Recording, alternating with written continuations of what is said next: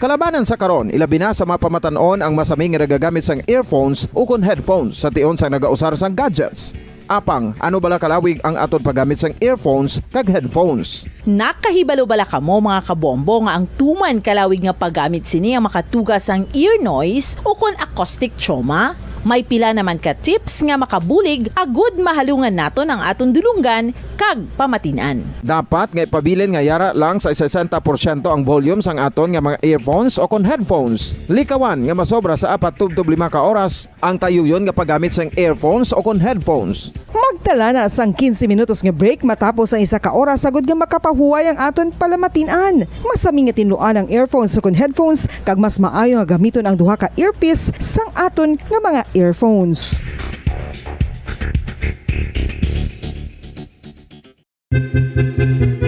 San o ikaw ulihi nga nag-ilis ang sponge nga ginagamit mo sa paghugas sa mga kitchen utensils? Ang kitchen sponge mga kabombo, ang mas mahigko pa sa toilet. In fact, ginpahayag sang microbiologists nga ang mga butang nga ginagamit naton sa pagtinlo sa mga dishes ang pinakahigko nga bagay sa balay. Sa isa ka pagtuon nga na-publish sa journal nga Scientific Reports, ang spongy bacterial colonies ang mas delikado sa aton ikaayong lawas. Bangod sini, ginarekomendar sa mga researchers nga dapat islan ang sponge kada simana. Ang kitchen ang lugar sa aton balay kung sa diin nagasugod ang mga new bacteria. Bangod sa human traffic kag food preparation. Bangod ang sponge ang masami nga warm, mabasa kag matrace ang old food. Ini ang ideal nga breeding ground para sa bacteria. Suno sa pagtuon, maayong idea nga tinluan ang sponge kada tapos gamit. Apang ginasuggest sa mga researchers nga regular nga islan ang kitchen sponge. Ang kitchen ang lugar sa aton balay kung sa diin nagasugod ang mga new bacteria. Bangod sa human traffic kag food preparation.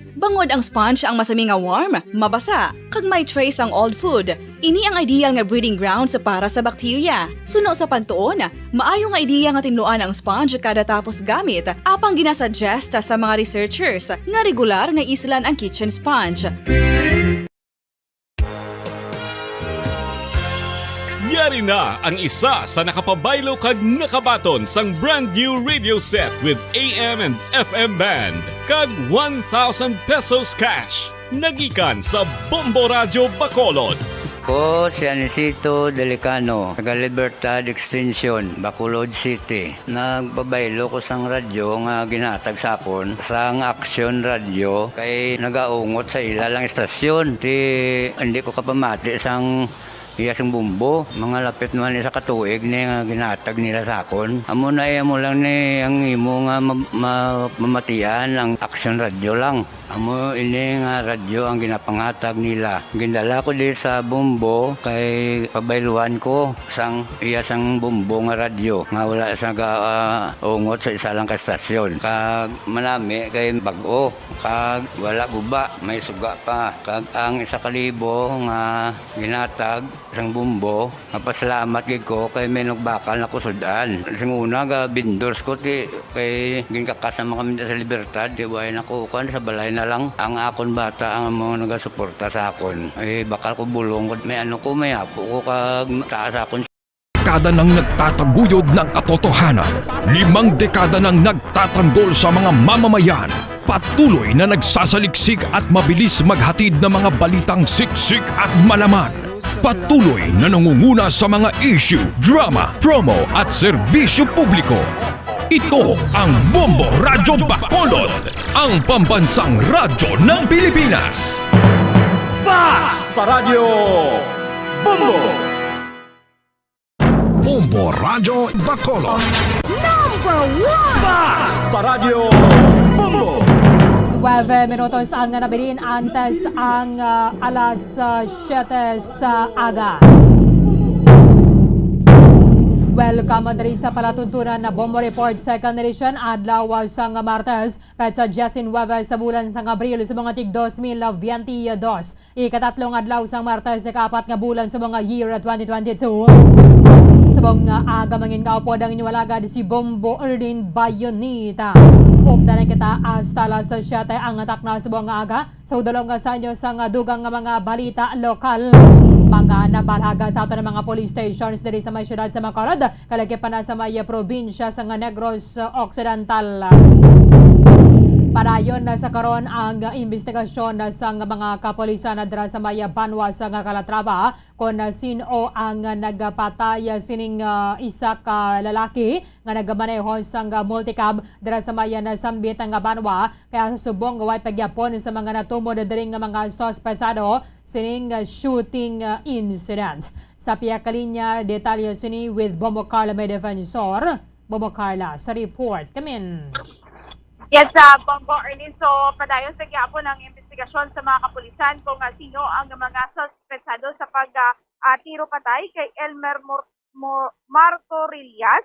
Elmer Martorellas, 31 anyos, kag residente ini siya sa Sitio Victory, Barangay Minapaso, Calatrava, Negros Occidental. Sa inisyal luthangon sa may Sitio Taclaron, Barangay Minapaso, Calatrava, Negros Occidental, Bongo Erlin. So, sa inisyal investigasyon sa mga kapulisan, samtang ang biktima nagadala ini sa iya sini nga multicab ngagikan sa iya sini nga balay pakadto ini siya sa proper barangay Bomboan. So sa nga pag-abot niya sa Sitio Taclaron ini siya paarakan sa nga pila ka beses nga sa nga armas luthang Bombo Arlene kaga ang biktima nakaangkon ini siya sa gunshot wound sa nagkanilain nga parte sa iya sini nga lawas.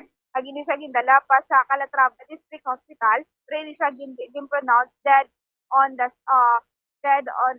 ako na ini siya pronounced nga patay na Bombo Arlene. So ini siya subong ginahibalo pa kung sino ang mga suspetsado o kung naghimo sini sa iya Bombo Arlene. So padulog ini siya no sa may proper barangay, nagikan ini siya sa iya sini nga balay Bombo Arlene. So subong padayon ng investigasyon sang mga kapulisan nakita na ng inisa nga nagakulob na sa dalan kaga tiyang plastada sa iya sini nga multicab Bombo Arlene nara na sa kilid sang dalan kag nakaabri na ang pertahan pero I mean Basikin hold up na siya Bombo Carl kay nabuksan ang iya nga pertahan di bala?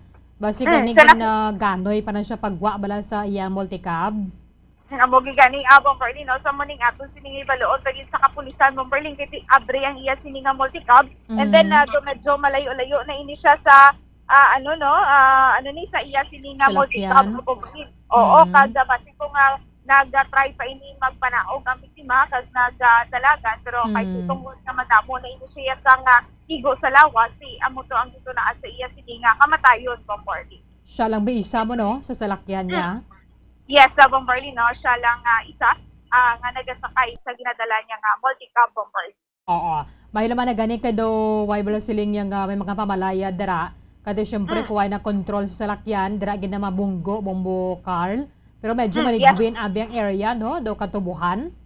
Yes, Bombo Arlene, makita nato no sa ginapadalaman nga litrato nga ang area Bombo Arlene katubuhan no, piya kag pihakid mayara sa nga tanom nga tubo. So wala sa nga panimalay, siguro malayo na diri nga area ang mga panimalay Bombo Arlene. Kung sa mga area kung mayara sa panimalay ti panigurado isa ka balay ti maanhan gid ini no makagtuan gid ni nga multicab kay ni baloon naton Bombo Arlene kung paano gid ini natabo ni nga shooting incident Bombo Arlene. Okay, sige. Thank you again Bombo Carl.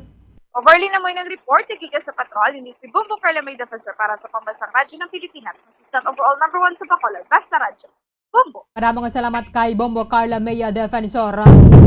Hibalota na karon sa may dugang investigation sa Calatrava Municipal Police Station ang ining investigasyon na nila sining pagpatay sa way pagid na tumod ng mga suspetsado diri sining nagmaneho sa multicab.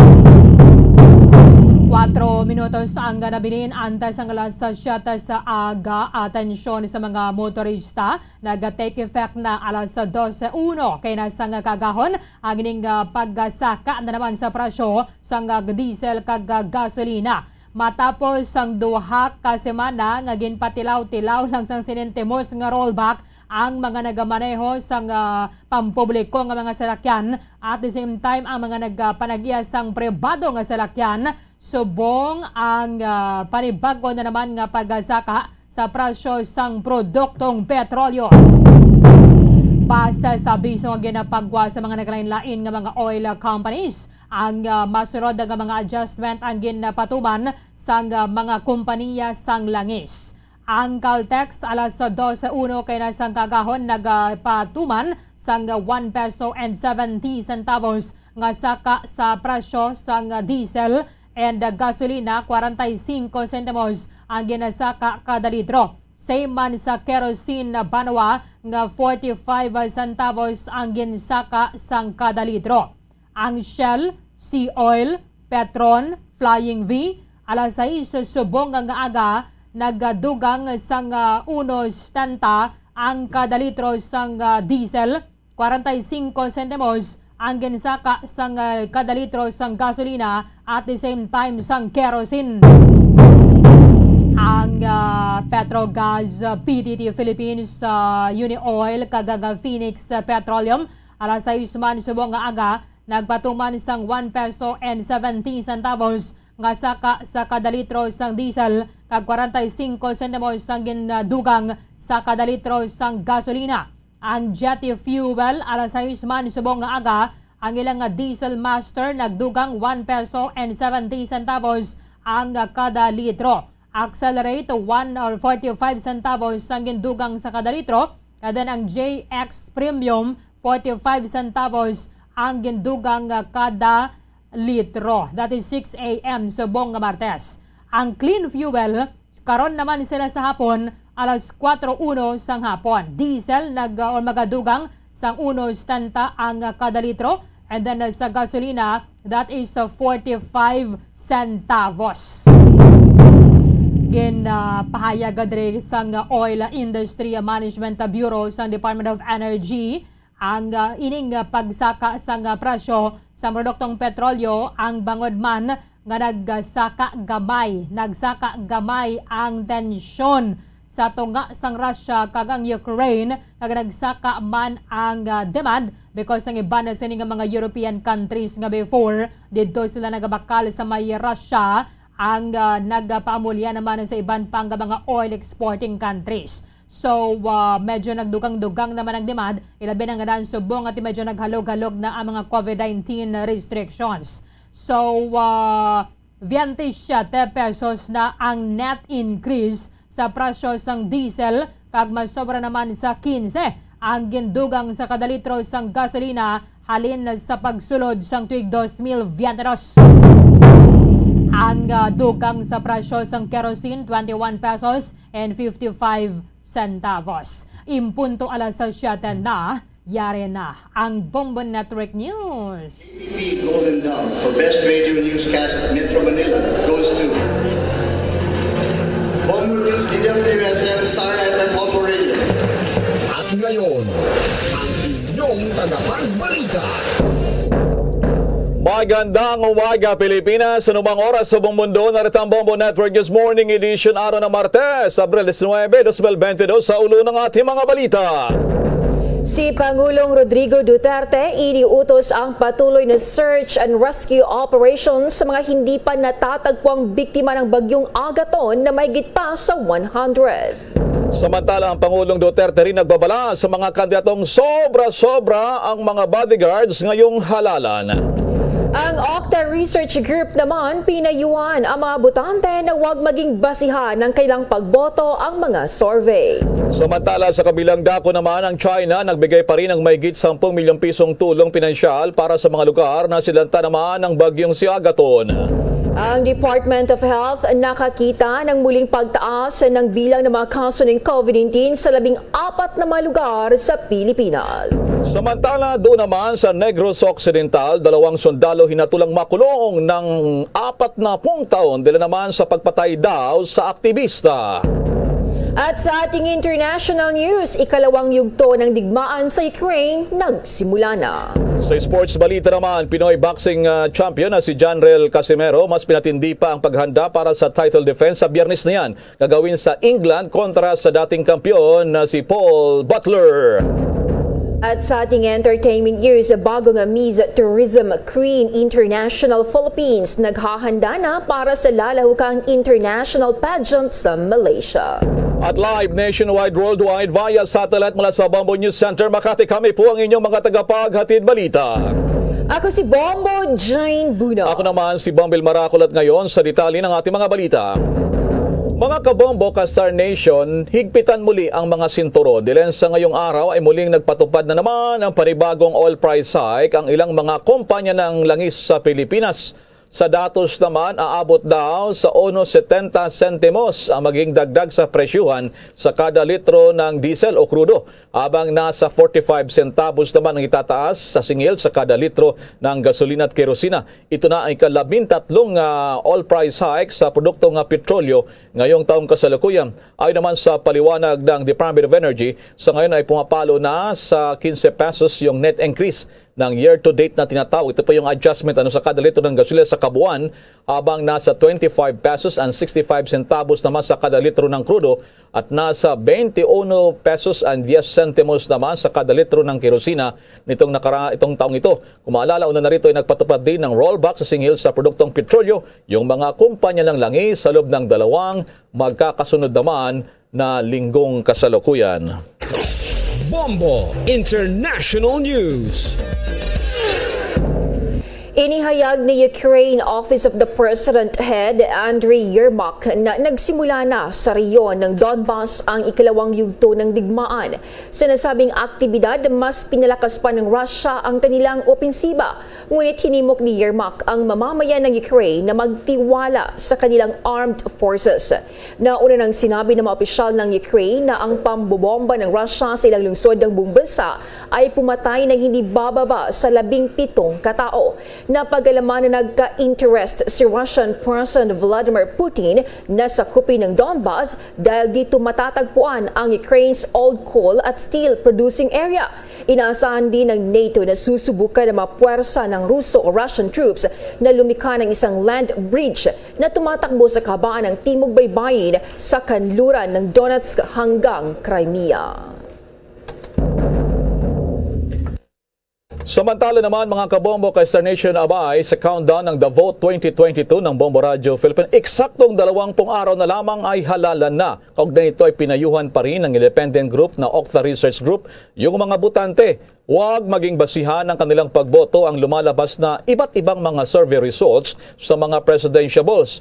Dito kay Octa Research President at UP Political Science Professor Ranjit Rai, ang dapat pagbasihan pa rin sana ng publiko ay yung mga programa, yung plataforma at pangarap ng bawat kandidato para naman sa ating bawat isa at sa ating bansa. Ginawa ni Professor Rai ang pahayag matapos na ilabas nila sa kanilang pag-analisa na halos 20% pa rin daw ng mga Pinoy voters ang hindi pa rin daw naisasapinal ang kanilang iboboto sa darating naman na Mayo 9. Dahil dito, paniniwala naman ng grupo na maaring ang mga presidential aspirants ay lumigaw ng husto sa mga tinaguriang soft vote. Inihayag pa ng profesor na naturang 20% ng mga undecided voters ay posibleng makapagpabago pa raw sa mga kandidato naman sa lumalabas ngayong mga surveys.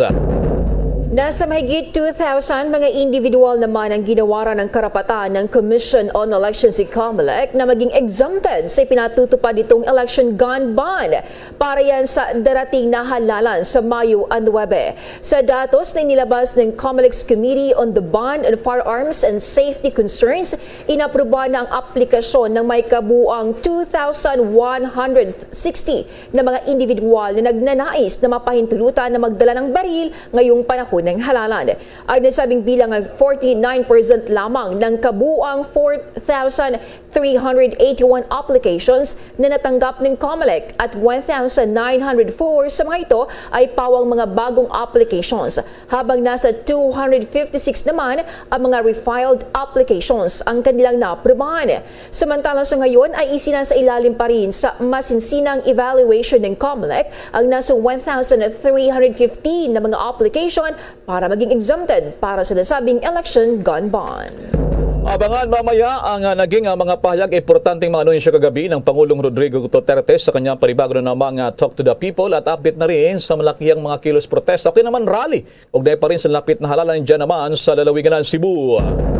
Samantala muna, nakatakdang daw makipagpulong itong si PNP Chief General Leonardo Bernardo Carlos kay Presidential Candidate Senator Panfilo Ping Lacson hinggil pa rin sa mga aligasyon ng pagsabotahe di umano sa darating na halalan sa taong kasalukuyan. Ito'y matapos na banggitin ni Lacson sa kanilang idinaos na joint press conference kasama iba pang mga presidential candidates na nakatanggap umano siya ng intelligence reports na mayroong plot o naman ay mga binabalak daw na planong sirain ang halalan, ngunit kinukumpirma pa rin niya ito. At bukod pa sa naging pahayag ng si Senator Lacson, sinabi rin daw nitong si PNP Chief Carlos na titingnan nila yung ilang claims din ni Vice President at Presidential Candidate Leni Robredo sa isang statement na magkakaroon na niya ng gulo sa oras na matalo siya sa eleksyon.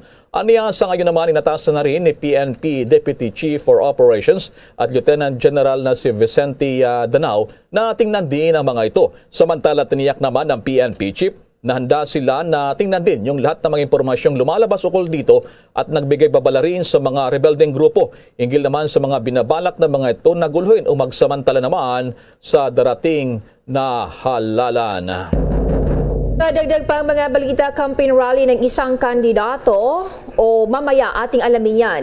Samantala lumagda ang Commission on Elections si COMELEC at sa isang malaking mall sa bansa para yan sa isang memorandum of agreement upang gamitin ang mga malls para yan sa public demonstration ng vote counting machines o VCM.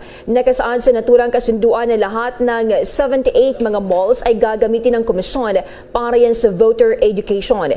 Isi-set up ang mga VCM sa mga mall na ito habang mamamahagi naman ng nasa 300,000 mock ballots sa mga taong dadalo dito upang bigyan sila ng karanasan sa paggamit ng nasabing mga machines.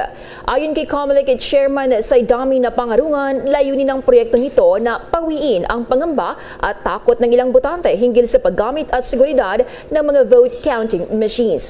Samantala, sinabi naman ni COMELEC spokesman James Jimenez na gaganapin ang nasabing demonstration tuwing mall hours na maaari namang lahukan ng sinumang interesadong makibahagi dito, rehistradong botante man o hindi. Samantala, sa iba nating mga balita, nagpaabot din ng tulong pinansyal ang gobyerno ng China sa Pilipinas para sa mga kababayan nating sinalanta nitong nagdaang bagyong si Agaton. Ito naman ang ipinahayag ng Chinese Ambassador to the Philippines, Wang Silian, na napagdesisyonan daw ng Chinese government na magbigay ng $200,000 o may katumbas daw yan na 10.2 million na pesos sa bansa upang suportahan pa rin ang disaster relief efforts ng pamahalaan para doon sa mga kababayan nating lubhang naapektuhan na nagdaang kalamidad. Ito anyang paraan ni na Chinese President Xi Jinping at State Councilor and Foreign Minister Wang Yi upang magpahayag din ng pakikirami at pakikisa kay Pangulong Duterte at ginarin sa DFA Secretary Teodoro Locsin Jr. Samantala sa ngayon ay namahagi na rin ang National Disaster Risk Reduction Management Council sa tulong ng Department of Social Welfare and Development kasama yung DSWD nga, yung mga local government units, yung mga non-governmental organizations o NGO at ang iba pang ahensya ng pamahalaan na mga kakailanganing family food packs, yung mga pagkain na yan, yung mga hygiene kits at iba pa bilang tulong na rin doon nga sa mga lugar na matinding tinamaan na nagdaang bagyo na may katumbas naman na sa ngayon ang pagtaya ang iniwang pinsala ay nasa 50.4 milyon na. Magunita na nasa 10,000 mahigit din ng mga kabahayan ang sinira ng bagyong Agaton at tinatayang may katumbas din naman sa libo-libo ring mga naapektuhan bate na rin sa inilabas na situational report ng NDRRMC at umabot na raw sa halos 180 ang mga nasawi naman dyan lamang sa may bahagi ng lalawigan ng Leyte sa Region 8.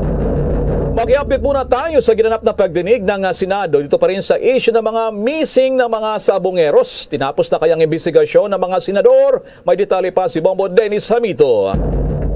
Tiniyak ngayon ang liderato ng Senado at ng lupo na humahawak dito, partikular na ang Senate Committee on Public Order and Dangerous Drugs, na kanilang tutugay-gayan at babantayan yung usapin ng seguridad ng kanilang mga testigo na humarap sa kabuuan ng 4 na hearings dito pa rin sa usapin ng mga nawawalang sabungero.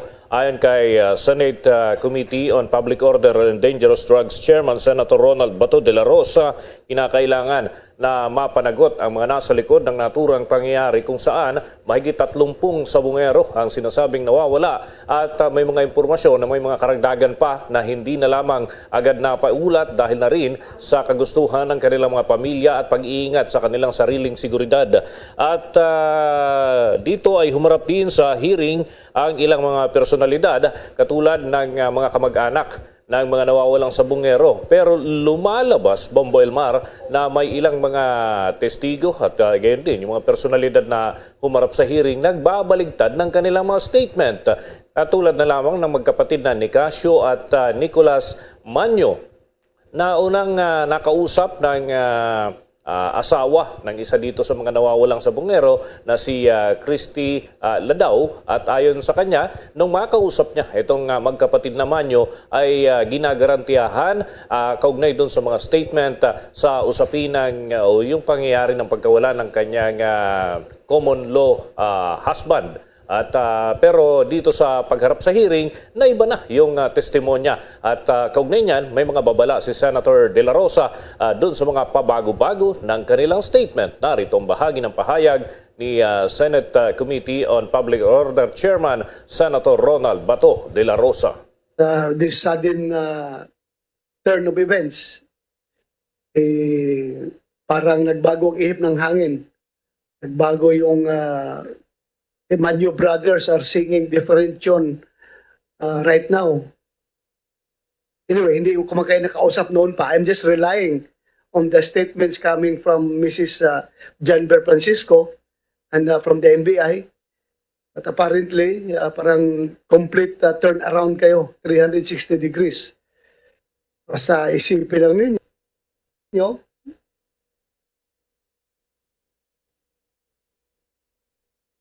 pwede rin mangyayari sa inyo yan.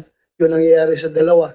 Kaya kung mangyayari sa inyo yan, napakasakit po sa iyong mga asawa, yung mga mananay, tatay, kapag kayo'y nawawala, naparambula.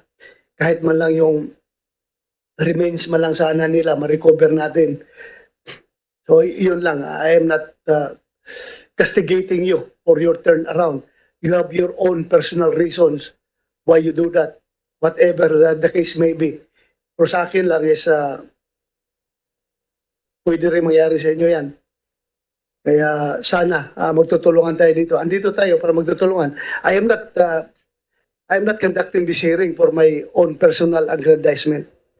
Bahagi yan ang mga pahayag ng Chairman ng Senate Committee on Public Order and Dangerous Drugs na si Senator Ronald Bato de la Rosa. Itong dalawa na tinutukoy dito, Bombo Elmar, may mga kinasasangkutan na itong kaso, may kinalaman sa illegal na droga, pero sila ay iniuugnay din dun sa pagkawala ng ilang mga personalidad. Katulad nung binabanggit kanina, si Janber Francisco, asawa nitong si Christy Ladao na humarap dyan sa naturang hearing, at gayon din yung driver na kasama rin nawala at hindi na malaman kung anong update doon dahil nga hindi na mahagilap ng mga otoridad hanggang sa mga panahong ito, Bombo Elmar.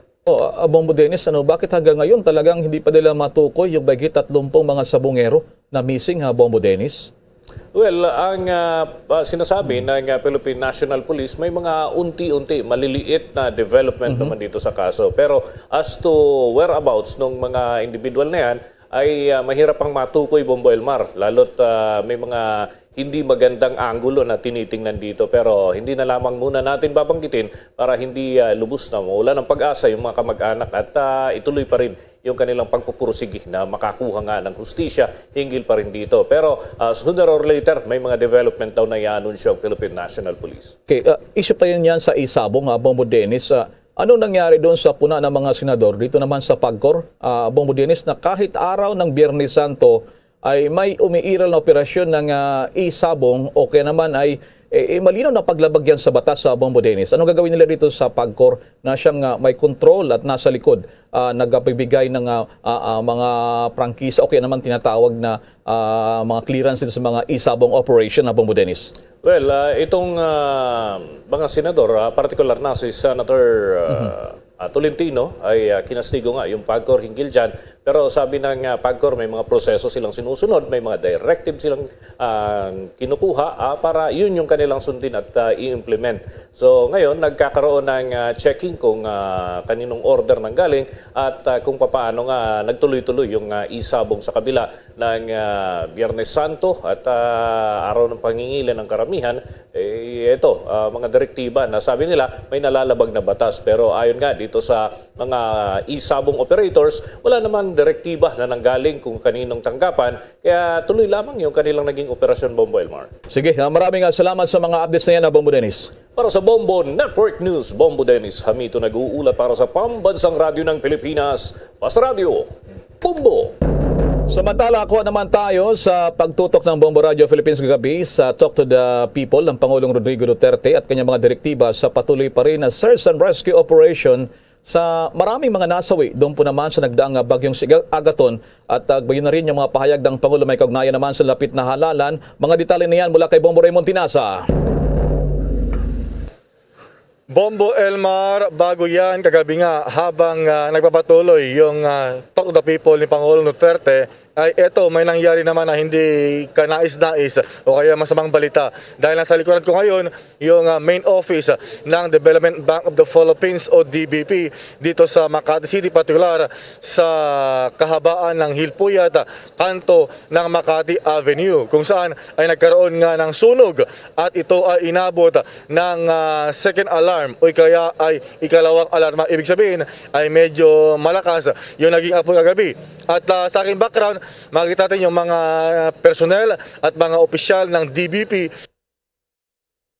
at hindi pa rin kasi alam na wala silang pasok ngayon dahil sa nangyaring sunog. At yung sunog ay inabot ng hanggang sa 13th floor. Ibig sabihin ay 13 floors yung inabot ng sunog, pero hindi naman siya talaga tupok na tupok at siguro ang sa nangyari ay yung mga papeles, mga dokumento ang nasunog, pero yung structure mismo, yung building, maliban sa mga electrical wirings, mga air conditioner at iba pang mga equipment, ay yun ang nasunog, Bombo Elmar. At yun yung nangyari kagabi habang nagsalita si Pangulong Duterte.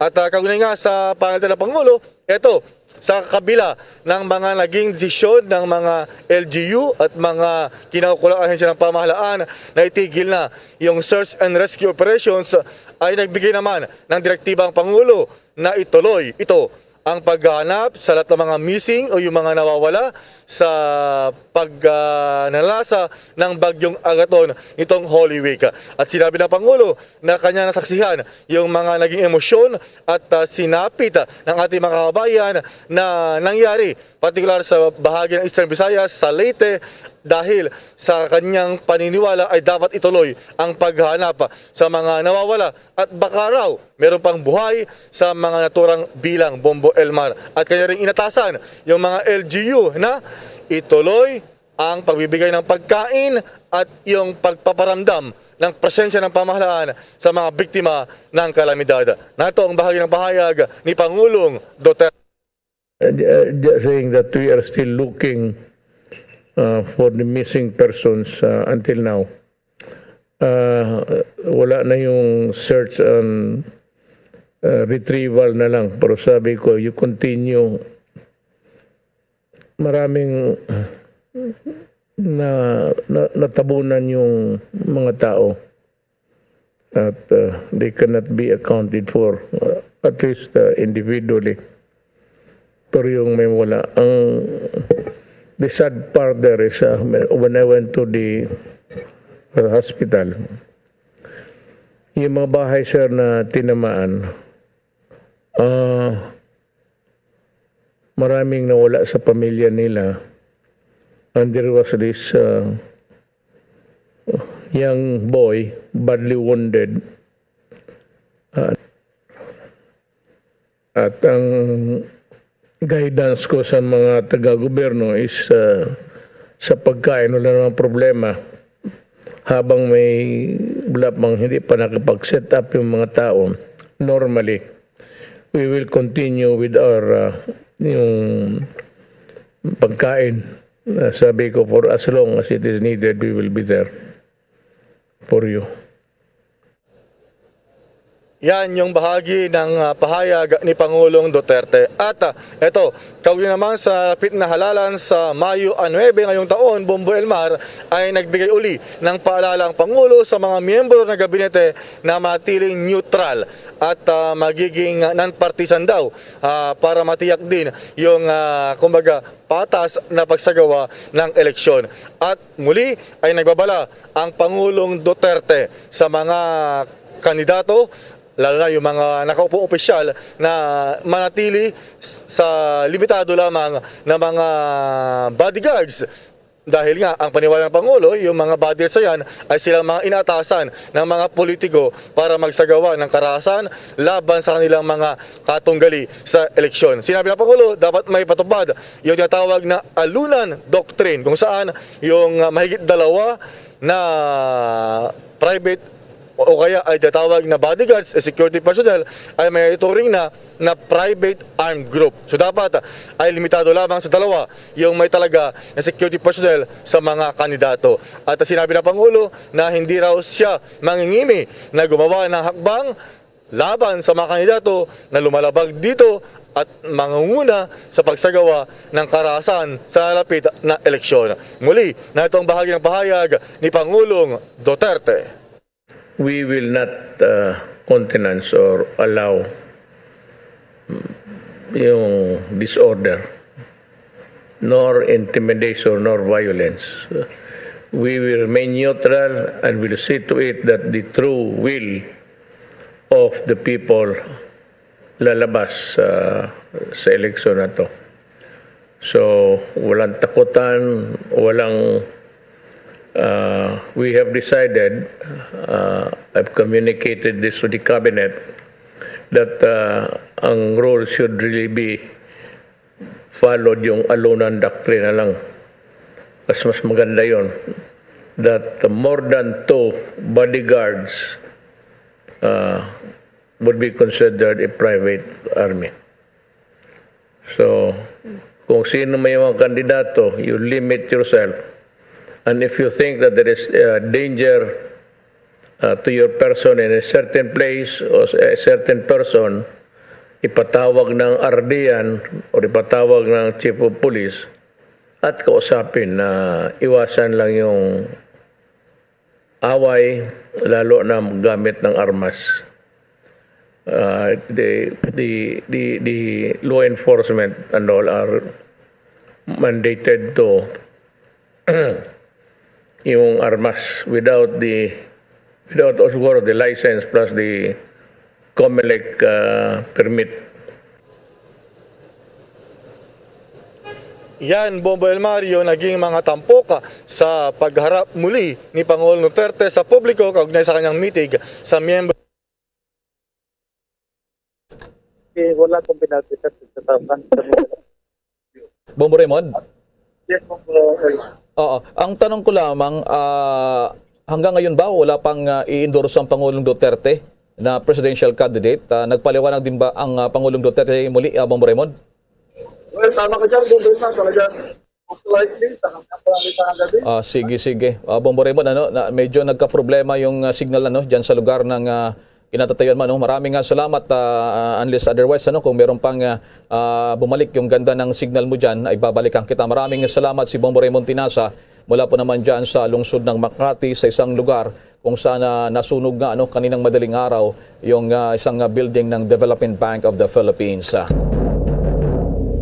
Samantala naman sa ating pagpapatuloy ang campaign rally ng isang kandidato, binaharaw ng halos 300,000 na mga tao dun sa Cebu. Ang bigat ng trapiko ramdam hanggang hating gabi. May pagulat ang Bombo Radio Cebu.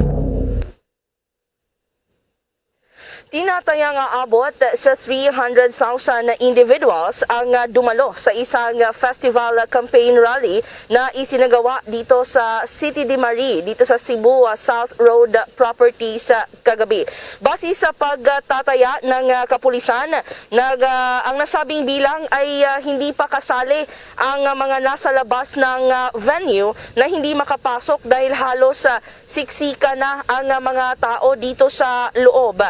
Nagsimula ang nasabing rally bandang 1:00 ng hapon at natapos ito hanggang 12:00 na ng hating gabi. Pero kahit na maaga at mainit pa ang sikat ng araw ng ito ay sinimulan, hindi pa rin inantala ng mga supporters ang panahon dahil ramdam na ramdam ang lakas ng kanilang suporta para sa kanilang kandidato. Nagsimula ang nasabing festival campaign rally sa pamamagitan ng kantahan mula sa iba't ibang banda hanggang sa unti-unting nagsasidatingan ang mga kandidato sa lokal at national positions. Pagsapit ng gabi, mas lalo pang uminit at lumakas ang sigawan dahil mas dumami pa ang mga taong dumalo na gustong makisaya at makita ang sinusuportahan nilang kandidato. Dahil sa rami ng mga taong dumalo, batid na batid at ramdam na ramdam ang bigat ng trapiko dito sa area na nakapalibot sa nasabing lugar o kahit paman nasa malayo ay apektado pa rin. Nagsimulang maramdam ang bigat ng trapiko bandang 12:00 ng tanghali hanggang sa 11:00 na ng gabi. Yes, Bombo Radio Cebu, sabi ko nga kanina, ang countdown the vote 2022 coverage natin, 20 days to go.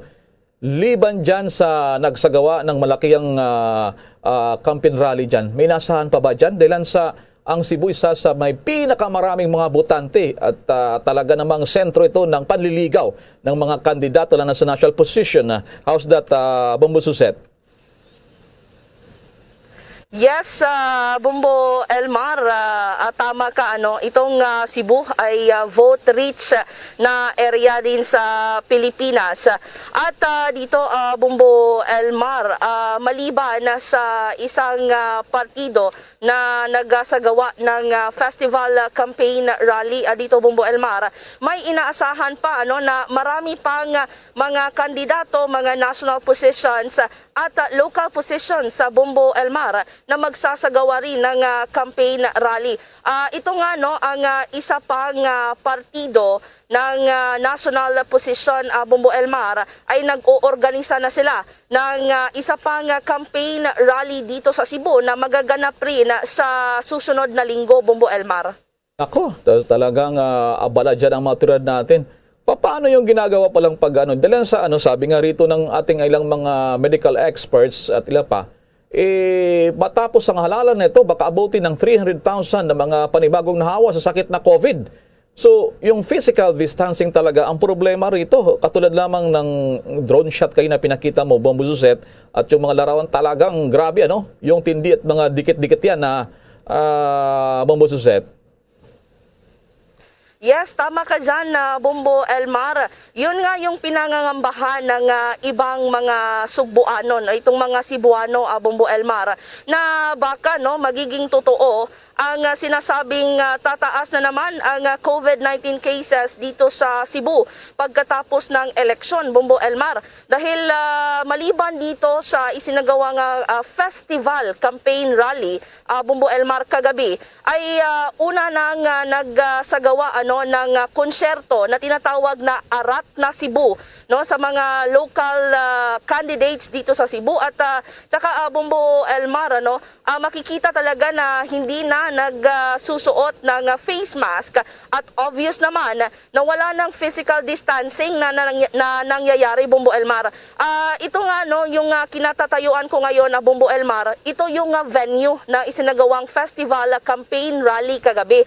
At ang venue na ito ay 6 hectares sa Bombo Elmar. At punong-puno ito ng tao kagabi, 300,000 individuals dito lang sa venue, sa loob ng venue, Bombo Elmar. At hindi pa kasali yan ang mga supporters, ang mga tao na nasa labas pa ng venue, Bombo Elmar.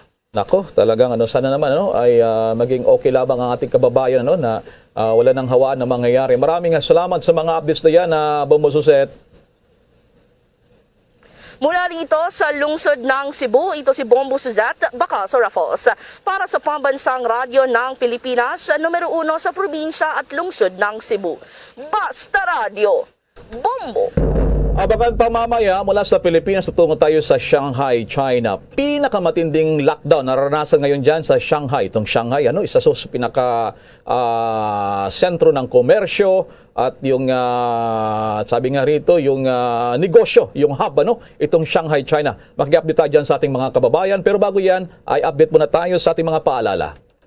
Hi guys! This is Donnie Pangilinan, big summer lover. Tuwing tag-init, lahat big deal! Big sababidas, big family outings.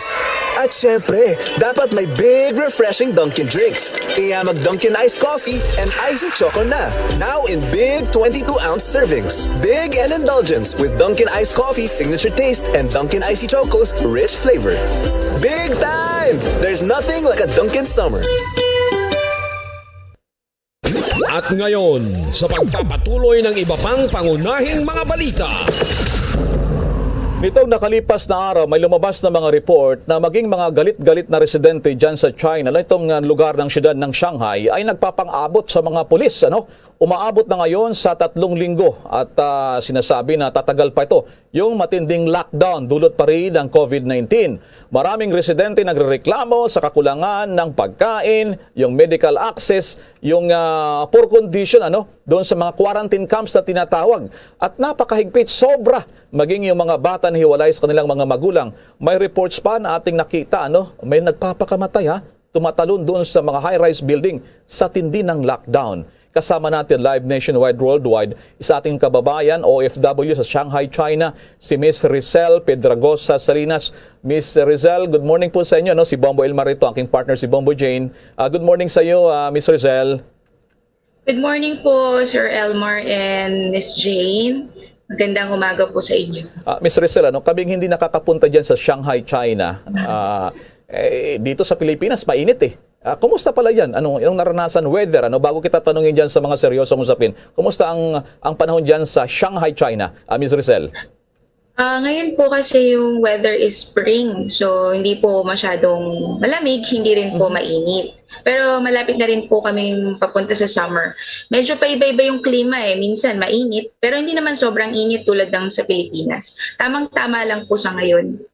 So, hindi tayo nagkakaiba sa oras, diyan sa Shanghai. Opo. Any idea kung ilan ang mga kababayan natin na nagtatrabaho dyan sa Shanghai, China? Mga Filipino dyan, Ms. Rizel?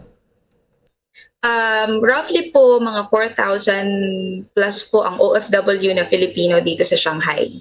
Napakarami, Katulad mo, anong work mo dyan, We're just curious. At karamihan din ng mga work ng kababayan sa Shanghai. Anong mga work nila dyan, Ms. Rizel?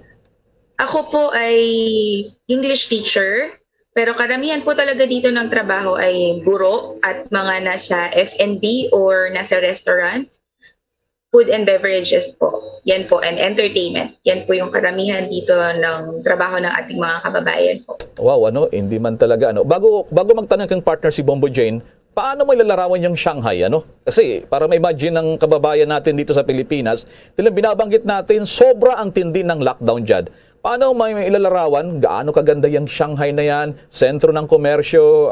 How's that, Miss Rizel? Para po siyang, maganda po talaga dito sa Shanghai. Para po siyang New York.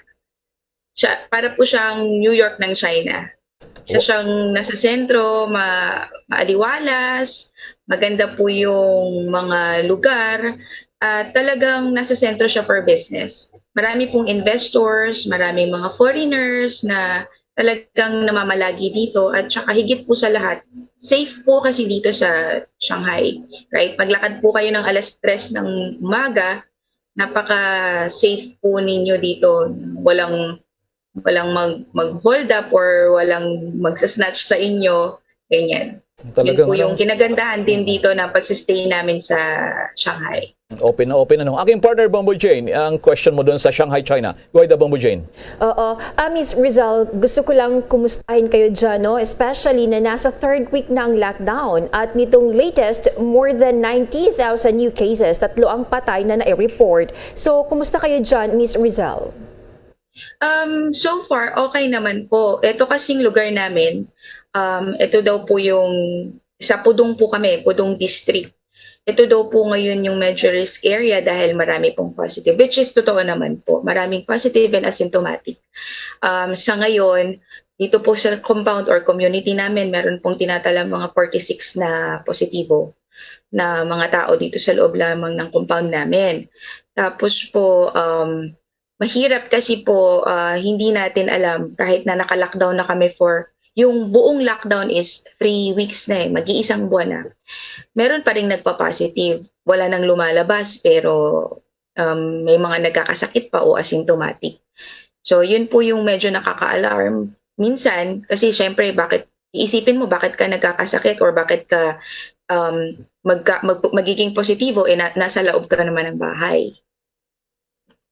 Pag sinabing lockdown, Ms. Rizal, gaano sila kahigpit? Gaano kahigpit dyan?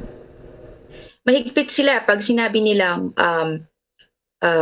hindi kayo pwedeng lumabas kahit sa may pintuan, hindi kayo pwedeng lumabas kasi may nag-a-announce po sa labas or may mga bantay, sisigawan kanila na pumasok kayo sa loob, hindi pwedeng lumabas. May kukunin kayong delivery sa gate, ihahatid na lang namin sa inyo. Kasi ganun sila kaingat para syempre hindi madagdagan yung magkakaroon ng sakit. Napakahigpit po ng lockdown ngayon kasi hindi tulad ng mga nakaraang yung noong unang 2020 na pandemic na lockdown, nakakalabas po ang mga tao, nakakabili pa ng mga groceries sa supermarket. Ngayon, sarado po talaga ang stores, walang personal delivery. Meron po lang kaming tinatawag na group buying dito sa community. Bawat po group or group chats, iba-iba po yun na pwede mong mapagbilhan. Gulay, mga karne na iba-iba mo, pwedeng iba-ibang presyo. Tapos yun po ay hindi mo nakikita kung anong itsura. Medyo mahirap kasi syempre hindi mo napipili. Hindi siya ganun sa katulad ng normal na buhay mo before. Pero mabuti na rin po kaysa sa wala kasi minsan yung iba po kasing distrito dito or district, wala pong mga ganong group buying. Nakakansela po kasi dahil nga po sa lockdown, hindi po nakakapag-deliver yung ibang mga stores sa kanilang lugar. So minsan sobra rin po yung nadi-deliver sa amin o nadodoble.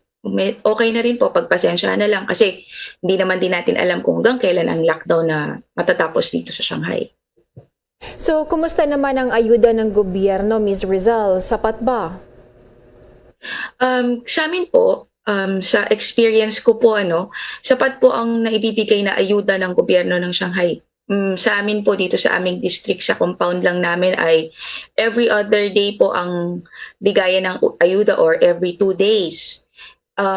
Sa iba naman po, ang rinig ko sa ibang mga kaibigan, medyo sa isang buong buwan ay 3 beses lamang sila nakaka-receive ng ayuda. So hindi namin alam kung anong reason, bakit pa iba-iba yung receive ng ayuda namin sa buong Shanghai. So paano ang ugnayan naman ninyo sa Philippine Consulate? Dahil ang sinasabi ng DFA, hirap din daw kumilos sila para magpaabot ng tulong sa ating mga kababayan. Sa ngayon po, nagbigay po ng, lagi po nagbibigay ng anunsyo ang Philippine Consulate sa mga kababayan natin.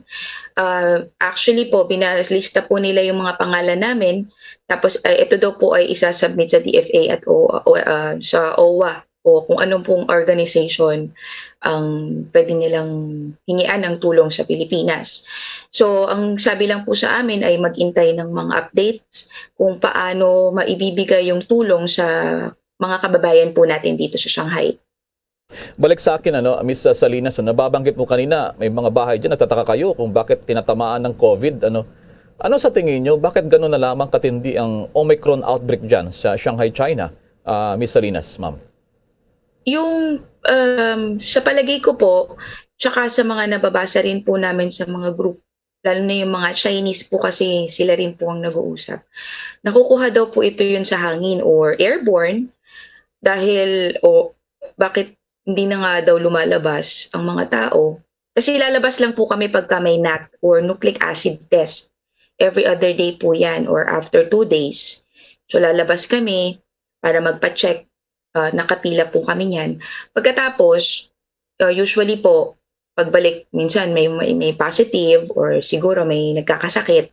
Pangalawa po, sa mga deliveries din daw po nakukuha, kasi hindi na kami lumalabas, tumatanggap kami ng delivery packages. So baka po doon daw namin hindi nakukuha yung pagkalat ng Omicron. Sa ibang usapin po, Ms. Rizel, may abiso ba sa inyo dyan ang ating konsulada ng Pilipinas? Doon naman sa postponement ng overseas voting, nagsimula na ito nakalipas na linggo, pero hindi yata kayo nakaboto dyan, ating mga kababayan. Anong mga development dyan, Ms. Salinas, ma'am? Hindi nga po hindi po nakasimula yung pagboto, no. Ang sabi po sa amin noon ay simula ng April hanggang May ang botohan. Pero nagbigay rin po ng announcement yung konsulado na dahil po nagsimula nung March 23, yung mga gamit po for voting ay nasa customs pa. So ngayon, inaantala din po yun dahil nung 23 pa lang daw po ay meron nang nagpositibo dun sa custom, kaya hindi po iyon na-deliver agad sa konsulado natin. Maantala po yun sa ngayon dahil lahat po ay naka-lockdown. Pagka po nag-open tayo, hopefully po kung makaka-open po ng April or mid of May, kahit ma-delay po ng konti, itutuloy po yung botohan. Basta ma-deliver lang daw po lahat ng gamit for voting from customs papunta po sa consulate. Nako, tatagal pa palang lockdown dyan. Saan pala kayo dito sa Pilipinas, Ms. Rizel? Sa Marikina po kami, Marikina. mag-asawa. Okay, sige po. So, may work from home din ba kayo dyan? Uso din ba yan dyan sa Shanghai? Opo. Meron po akong mga online classes sa hapon po kasi teacher, meron din po kaming mga online classes, pero depende po kasi sa magulang kung gusto po nilang i-online class ang mga bata. Gawa ng yung screen time, ayaw po nila. Tulad naman po ng asawa ko kasi sa F&B po siya nagtatrabaho or food and beverages restaurant. Wala po silang work. No work, no pay po sila. Dahil sarado po yung mga bars and restaurant. Yun po ang masaklap, Anyway, sige, may mensahe ka pa rin sa Pilipinas. At least nabigyan mo kami ng idea ano kanong nangyayari dyan. At ang buhay din dyan, sa Shanghai, China, ang pinakamalaking, sabi nga rito, dyan nagsimula yung COVID noon, sabi nila, Pero ngayon, talagang matindi pa rin ang pagtama dyan. Parting words nyo po, wala na pa akong tanong sa inyo. Go ahead po, Ms. Rizel. Apo, sa mga kababayan po natin, kasi marami rin pong nagme-message sa amin, sa pamilya namin, kung kamusta ang buhay namin. So far, okay naman po. Hindi naman ganun kasama o kabigat. Iba-iba po yung sitwasyon ng mga kababayan natin. Dahil yung iba walang trabaho, wala rin pong mga ayuda na nare-receive o kaunti lamang. Pero alam naman po natin, tayo mga Pilipino, masusurvive po natin, ginagawan po natin ang paraan yung bawat araw para lang masurvive yung sarili at ating pamilya. So, yun lang po masasabi ko, huwag po masyadong mag-alala dahil tumutulong po yung Shanghai government sa mga tao at sa mga foreigners na nakatira po dito sa Shanghai. Alright, stay safe. Ingat kayong pamilya nyo dyan. Miss Rizel Pedragosa Salinas. Salamat po. Ingatin po kayo dyan. Kayo din po. And Thank God you bless. po. Lahat mga Filipino. God bless po. Mula po yan, direkta po naman sa Shanghai, China. Mga kabombo kay Star Nation, balik tayo sa ating mga pagbabalita. Nakikita raw ngayon ng Department of Health ang pagtaas ng bilang ng mga kaso ng COVID-19 sa 14 na lugar sa ilalim ng nasa Alert Level 1 dito sa Pilipinas. Ito naman ang inamin ni Health Secretary Francisco Duque III na nagbigay ang kanilang kagawaran ng paulit-ulit daw na paalala lalo na sa nakalipas na paggunita ng Holy Week at itong umiiral na Ramadan. Dagdag pa ng kalihim na nasunod naman ng taong bayan ang disiplina na pagtalima sa minimum public health standards. Ayon naman sa naging presentasyon nga kagabi nitong Secretary Duque doon sa Malacanang, ang nangungunang riyon na may mga bagong kaso mula Abril 12 hanggang 18 ay ang National Capital Region na umabot sa mahigit 6 na rano, 600 plus. Ang Region 4A ay mahigit 200 plus at Region naman 3 o Region 3 ay halos 200 ang panibagong kaso. Sa parehong panahon, ang mga nangungunang lugar na may mga bagong kaso ay itong Cavite na mahigit 100, yung Maynila halos 100, ang Quezon City 82, Mayroon namang 170 mga bagong kaso na iniulat nitong nakalipas na araw. Ang pinakamababang daily tally ngayong taon at ang pinakamababa din mula noong Disyembre 21 kung kailan 168 days o kaya naman araw-araw na impeksyon ang naitatala. Ang aktibong kaso ng bansa ay bumaba pa raw sa 19,000. Ito po yung mga pasyente ngayon.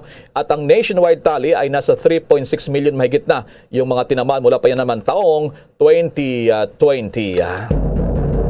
Samantala, nagbigay ang gobyerno ng Japan ng 13.3 billion pesos na loan sa Pilipinas bilang pagsuporta sa ginagawang emergency response ng pamahalaan laban yan sa COVID-19. Ayon sa Department of Foreign Affairs, ito ay matapos na magpalitan ng diplomatic notes sina DFA Undersecretary Lourdes Paragere at Japanese Ambassador Kushikawa Kazuhiko hinggil sa loan support ng nasabing bansa.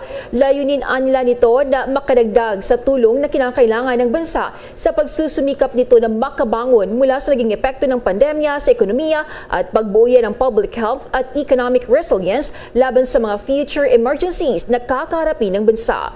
Magugunita noong July 2020 ay nagpalitan din ng diplomatic notes sina Foreign Secretary Chidora Locsin Jr. at Japanese Ambassador Haneda Kuji para yan sa loan assistance package na nagkakalaga naman ng 50 billion yen na pinalawig pa ng Japan government para suportahan naman ang emergency response ng Pilipinas laban sa nasabing virus. Samantala, ibang balita, marako muna tayo dyan sa may isla ng Negros. Merong 2 sundalo hinatulan ng napakatagal na panahon. May kaugnayan naman sa pagpaslang daw sa isang aktivista. At may dagdag na impormasyon dito at update naman ang Bombo Radyo Bacolod. Kumusta dyan ang Bombo Radyo Bacolod? Bombo Elmar, guilty ang hatol ng Bacolod Regional Trial Court sa 2 sundalo ng Philippine Army na may kinalaman sa pagpatay sa aktivistang si Benjamin Bailes noong taong 2010. Sa isang 33-page na desisyon, hinatulan ng guilty ni Judge Ana Celeste Bernad sina Rafael Cordova alias Rogen Bajon at Regen Laos alias Ronnie Caurino sa kasong murder. Pareho silang hinatulan ng reklusyon perpetua o pagkakulong sa loob ng 20 at 40 taon. Sa korte, ayon sa testimonial at documentary evidence, na-establish ng prosecution na guilty ang mga akusado sa pamamagitan ng sapat na mga ebidensya. Ayon dito, ang mga akusado ang gumamit ng hindi lisensyadong armas upang patayin si Bailes. Si Bailes na coordinator ng Bayan Muna at miyembro ng Iglesia Filipina Independiente ang binaril at pinatay noong June 14, 2010 sa Barangay Suay, Himamaylan City. Ayon naman kay National Union of People's Lawyer President Edre Olalia, ang conviction ng 2 military personnel matapos ang mahigit 1 dekada ang malinaw na mensahe at babala sa mga naniniwala sa immunity for impunity. Bombo Elmar? I'm just curious, Bombo Jaira, matagal na nakakulong din yung 2 sundalo na yan bago pinataw yung hatol dyan ng korte sa kanila, Bombo Jaira? Yes, Bombo Elmar, noong June 14, 2010, pagkatapos nilang binaril itong biktima, agad rin silang nahuli ng mga otoridad, Bombo Elmar, at kinulong sa police station, Bombo Elmar. Sige, maraming salamat sa mga updates na yan, Bombo Radyo Bacolod. Mula rito sa Bombo Radyo Bacolod para sa Bombo Network News, ito si Bombo Jairi de los Reyes para sa Pamasang Radyo ng Pilipinas, consistent overall number 1 sa Bacolod, basta radyo, Bombo! Samantala, mga paalala pa rin ng Department of Education doon sa mga teachers na suspendido ang klase habang nalalapit naman itong halalan ng pagpasok ng unang linggo ng buwan ng Mayo. At may detalye pa si Bombo Marlene Padiernos. Bombo Elmar, Bombo Jane, wala munang pasok ang mga estudyante mula kindergarten hanggang grade 12 sa lahat ng mga pampublikong paaralan mula May 2 hanggang May 13. Ito ay para magbigay daan sa paghandang isasagawa at sa mismong araw ng eleksyon sa darating na Mayo 9. Paliwanag ni Education Secretary Leonor Briones, patuloy kasing ginagampanan ng Department of Education na DepEd ang isang mahalagang tungkulin na tiyakin na magiging matagumpay ang halalan sa bansa. Bagamat hindi na ito bagong papel sa kagawaran, ay bumuo pa rin sila ng Election Task Force at nagsagawa rin sila ng Regional Clustered Conference on Values Formation voters education at automated election system upang masiguro ang kanilang kahandaan. Bukod dito ay naglalayon din ang ahensya na mapagtibay pa ang mga panuntunan, information, technical at legal assistance para sa mga guro at iba pang personnel na magisilbi bilang bahagi ng Electoral Board. Samantala, nakatakda namang mag-resume ang pasukan ng mga estudyante mula sa mga papublikong paaralan sa darating na Mayo 16. Magugunitan na noong 2019 midterm elections ay nasa mahigit 500,000 na mga guro ang nagsilbi bilang poll workers habang tinatayang nasa 36,830 naman ng mga paaralan ang ginawang polling centers. Para sa Bombo Network News, ako po si Bombo Marlene Padiernos, nag-uulat para sa Pambansang Radyo ng Pilipinas, Basta Radio, Bombo! Ang pagdiriwang ng mga Dagupenyo naman sa Bangus Festival formal nang nagsimula matapos ang 2 taon na pagkakaantala nito. May pagulat ang Bombo Radio Dagupan. Formal nang nagsimula ang pagdiriwang ng mga Dagupenyo sa Bangus Festival 2022 matapos ang 2 taon na dahil sa banta ng COVID-19 na pandemika. Idinaos kahapon na Abril 18 ang isang ceremonial lightning ng festival lights sa harap mismo ng City Museum bilang hudyat ng pagsimula ng turang piyesta. Bukod pa rito, isinagawa rin na ang maikling programa para sa bagong kalutan at dala na marker na ilalagay sa A.B. Fernandez Avenue bilang tanda ng nakamita na pagkilala ng lungsod na world's longest barbecue mula sa Guinness World Records noong 2003. Matatanda ang noong nakalipas na mga taon ng selebrasyon ng Bangus Festival, ngayong taon na ito ay gaganapin sa naturang lokasyon. Maliban pa rito, narito naman ang iba't ibang aktibidad na gagawin para sa Bangus Festival 2022 sa mga susunod na araw. Ngayong araw, magkakaroon ng Pisa Salamat at Iloga.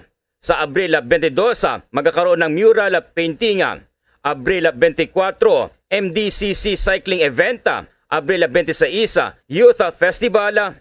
Abril 27, magkakaroon ng mass wedding. Sa darating naman na Abril 28, ang Bangus Rodeo at ang pinaka-highlight ng lahat ng Bangus Festival ay ang kalutan na udala na nagaganapin sa Abril 30. Mula dito sa lungsod ng Dagupan para sa Bombo Network News sa Bombo Framis Sabado. Para sa Pambansang Radyo ng Pilipinas at consistent number 1 sa lalawigan ng Pangasinan, Basta Radio, Bombo! Bombo International News. Muling naglabas ngayon ng losses at casualties ang Ukrainian government sa mga tropa ng Russia habang mag-iisang buwan na ang giyera.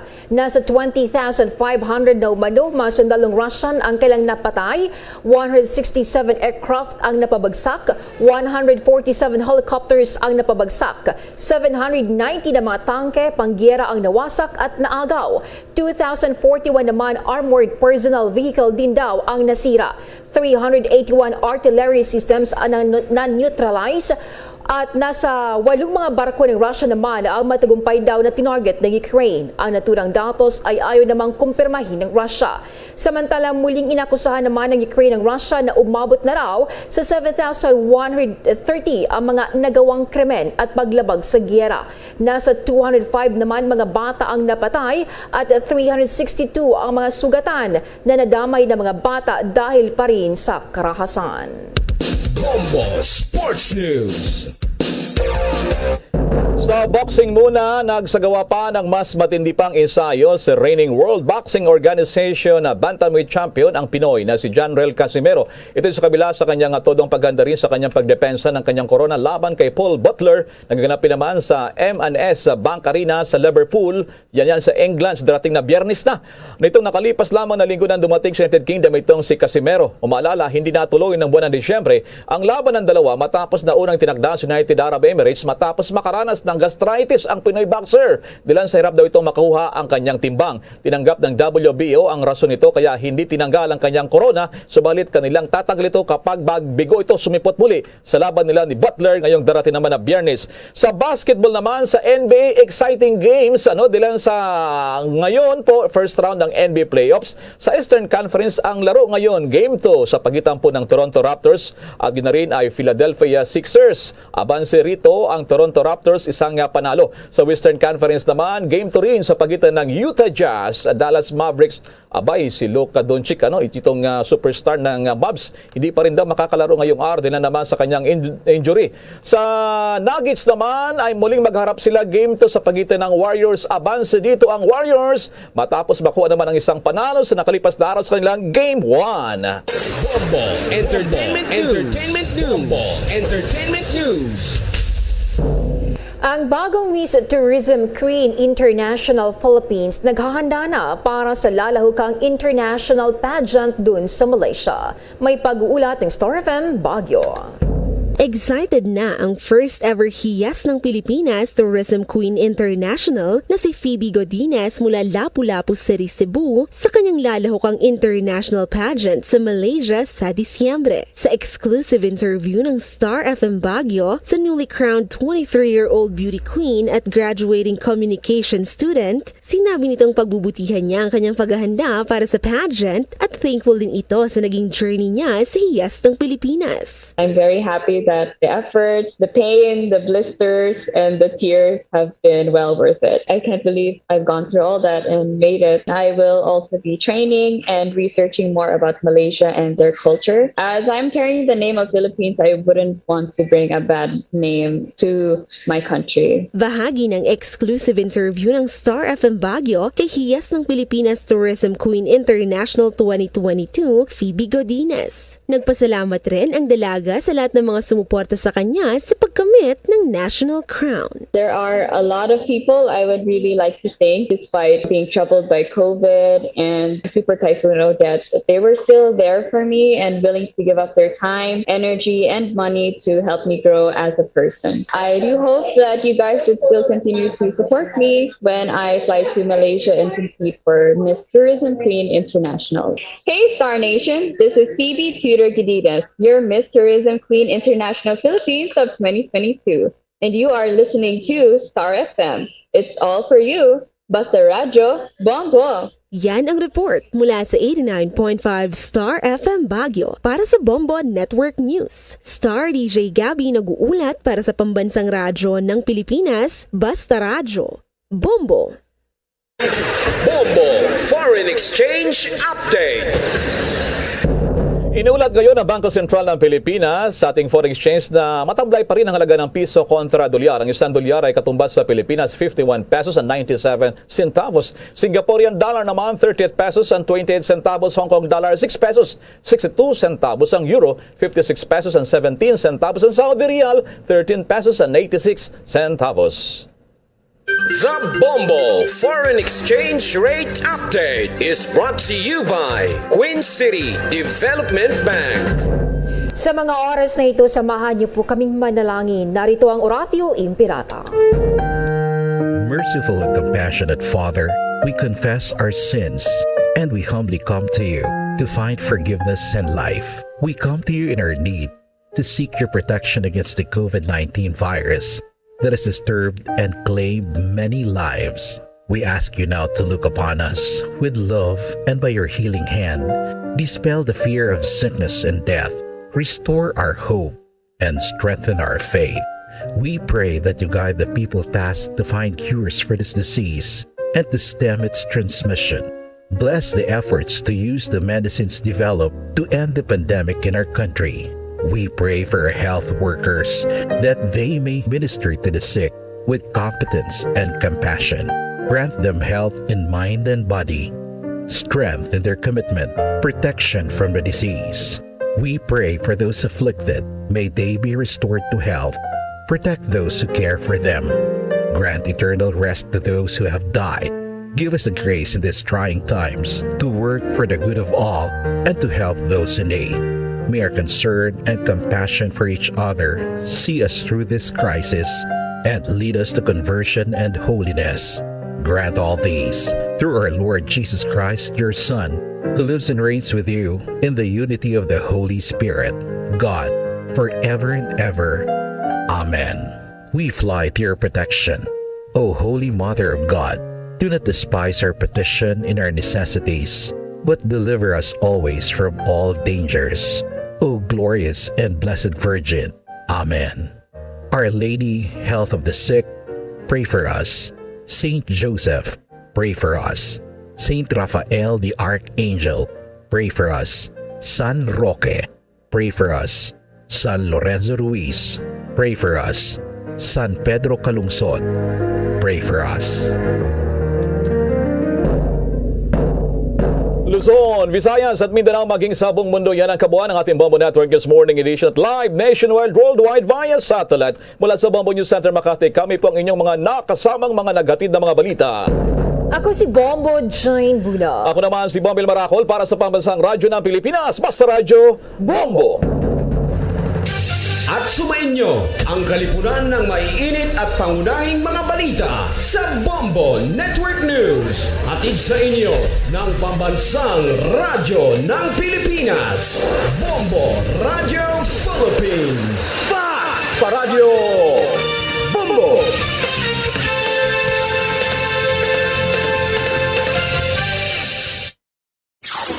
Limang dekada nang nagtataguyod ng katotohanan.